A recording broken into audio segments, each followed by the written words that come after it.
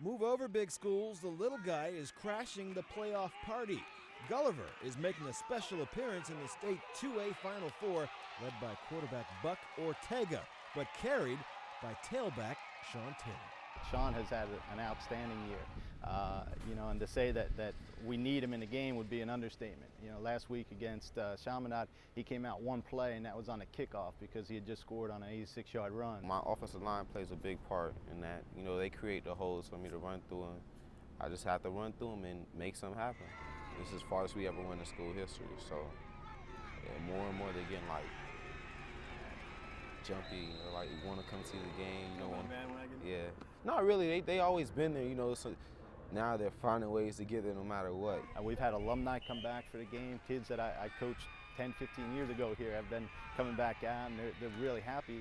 Before this year, we've never gone this far, so they're thrilled.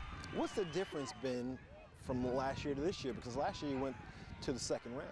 This year, this team has been about game day, everything's serious, From the time the ball is kicked off to the time the whistle's blown. We've been playing hard, fighting hard, so it's been a big turnaround. I think the difference, if there's one difference in last year's team and this year's team, is our kids this year are playing like a team. They don't care about the stats and the numbers. Taylor is the Raiders' first offensive option, rushing for over 1,300 yards in the regular season, plus 550 in the playoffs. And he's also the last line of defense for the Raiders at free safety.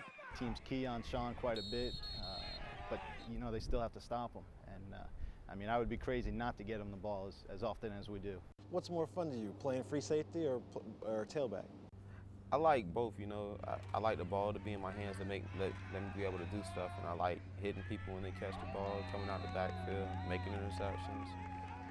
Just like everything I can do to make the mood of the game change, When you're back at free safety, do you feel like, man, you better not throw my way?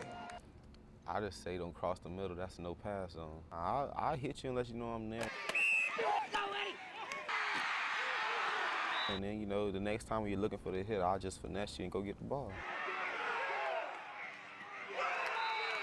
You gotta have aggression on defense. You gotta be stingy and not want to give up anything. And that's one thing our defense has been. It's been stingy on the ground game. You can pass the ball a little flat here, a little flat pattern there, 5, 10 yards, but you're not gonna hit the big play on, especially on the ground. I wouldn't be surprised if we saw him playing on Sundays after a while. After his 4 years of college, he's big enough. He's got the size of defensive backs in the NFL right now, and he really hasn't reached his potential in the weight room. Once he gets into the Division I program and into the weight room and everything, and they work on his speed and size, he's going to be outstanding.